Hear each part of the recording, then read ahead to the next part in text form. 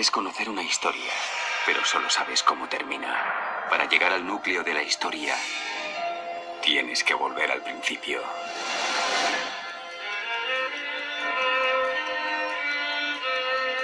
Tras la muerte de Josué, los israelitas no solo no expulsaron a los cananeos que quedaban en la tierra prometida, se mezclaron con ellos y con su religión. Esto provocó que Jehová los abandonara, pero los libró de la opresión cuando abandonaron la religión falsa y pidieron auxilio.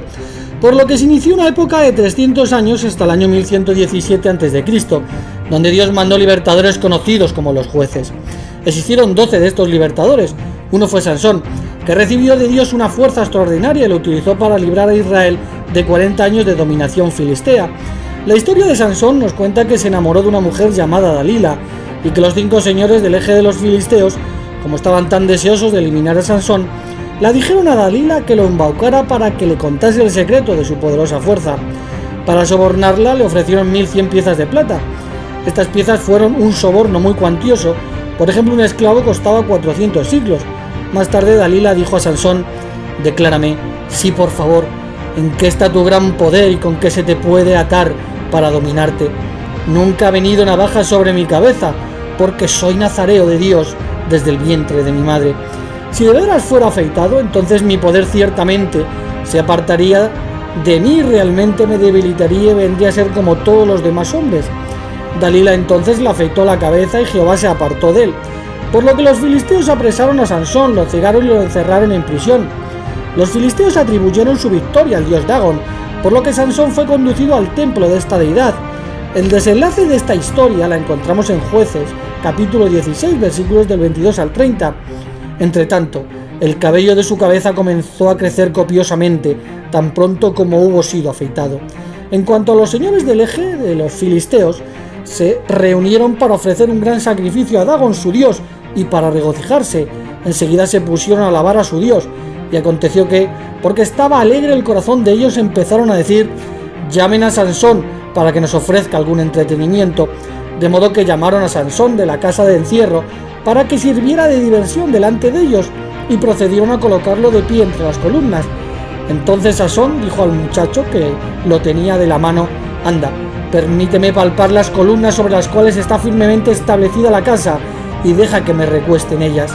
Sansón ahora clamó a Jehová y dijo: Señor soberano Jehová, acuérdate de mí, por favor, y fortaléceme, por favor, solo esta vez, oh tú, el Dios verdadero, y deja que me vengue de los filisteos con venganza por uno de mis 2 ojos. Con eso Sansón se aseguró contra las 2 columnas de en medio sobre las cuales estaba firmemente establecida la casa, y se agarró fuertemente de ellas, de una con la mano derecha y de la otra con la izquierda. Y Sansón procedió a decir: muera mi alma con los filisteos. Entonces se inclinó con poder, y la casa vino cayendo sobre los señores del eje y sobre toda la gente que estaba en ella, de modo que los muertos, a que dio muerte en su propia muerte, vinieron a ser más que aquellos a que había dado muerte durante toda su vida. Muchos críticos han puesto en duda esta historia y la han considerado solo un mito, asegurando que es imposible que un templo filisteo haya tenido 2 columnas centrales como soporte del techo, ya que este diseño no corresponde a la arquitectura de los templos del Oriente, pero fueron excavados los restos de 2 templos filisteos y se ha podido comprobar que ambos tenían 2 columnas principales para sostener el techo, por lo que el detalle de las 2 columnas demuestra que lo escribió alguien que conocía bien estos templos. También se ha descubierto un sello que demostraría que Sansón existió, pues se halló un sello del siglo XI a.C. con la figura de un gran felino que ataca a un humano con el pelo largo. Ciertos eruditos dicen que la escena que aparece en el artefacto recuerda la historia de Sansón en el libro de Jueces, luchando contra un león. El hallazgo del sello muestra cómo las personas de la zona en el siglo XI a.C. tenían una historia de un hombre tan fuerte que fue capaz de matar a un león.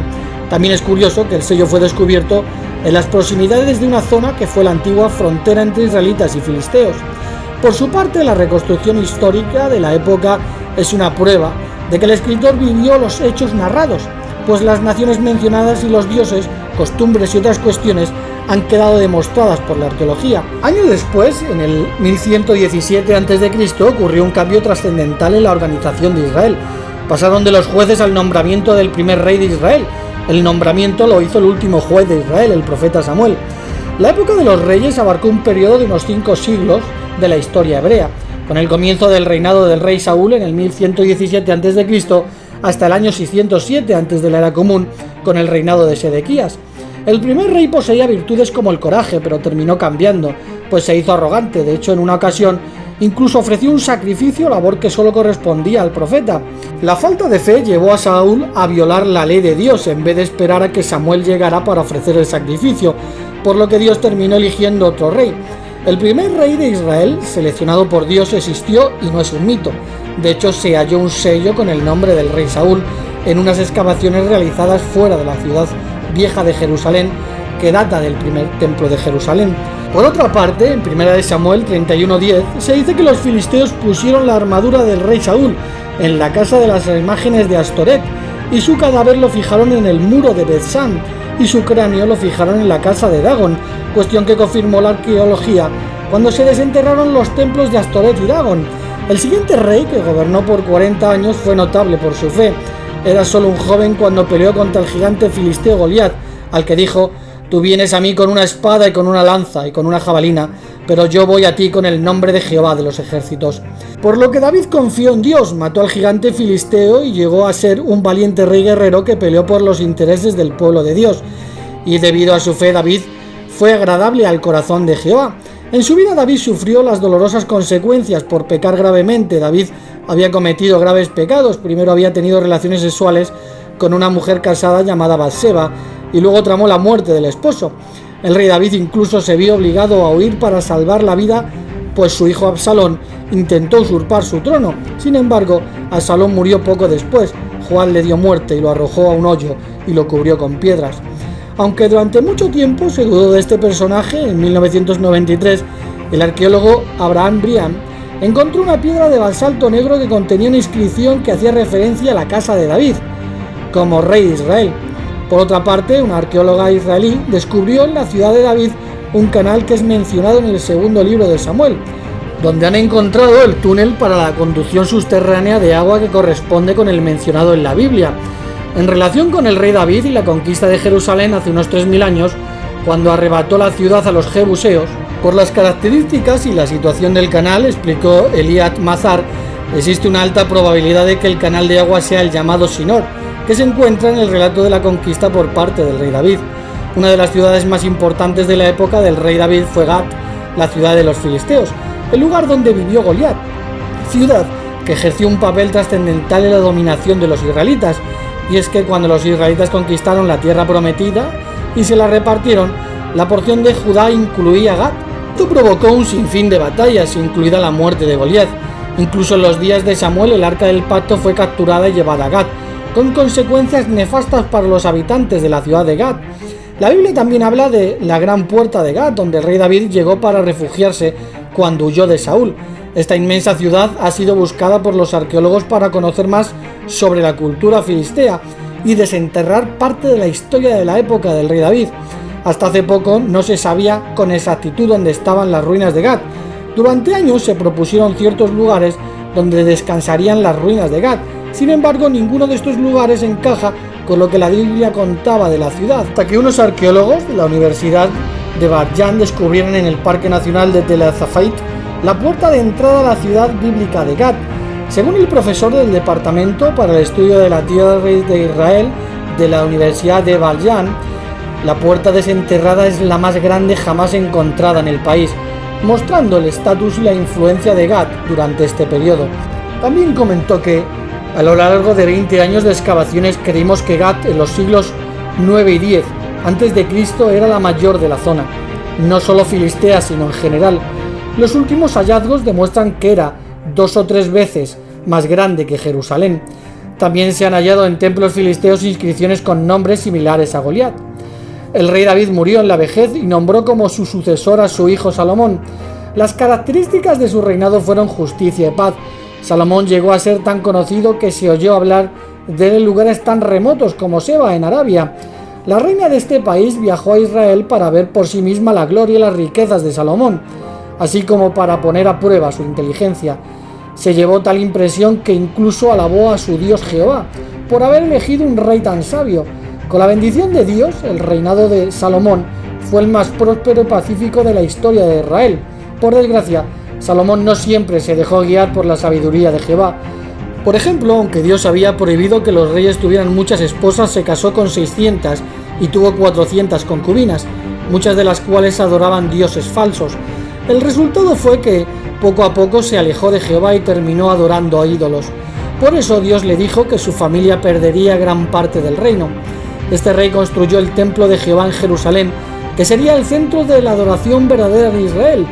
Durante la inauguración del edificio, Salomón hizo una oración a Dios, en la que le dijo: mira, los cielos, sí, el cielo de los cielos ellos mismos no pueden contenerte, cuanto menos, pues, esta casa que yo he edificado. La Biblia dice que Dios concedió una gran sabiduría a Salomón, y según la cronología bíblica, el rey Salomón gobernó Israel desde el 1037 hasta 997 a.C., justo en la época en la que la civilización israelita dejó muy atrás a otras civilizaciones con respecto a la construcción. Por ejemplo, el libro Arqueología de la Tierra de Israel cuenta que hubo un gran adelanto en las civilizaciones israelitas en la época del rey Salomón. De hecho, Salomón construyó en sus ciudades con piedras cortadas en bloques y colocadas con precisión, unos muros muy sólidos, según esta fuente, mientras que los muros de ciudades de países vecinos de Israel habían sido construidos de ladrillo y madera. Además, las ciudades reconstruidas para la época de Salomón muestran una excelente planificación, pues las casas estaban ordenadas en línea y los caminos hechos con precisión.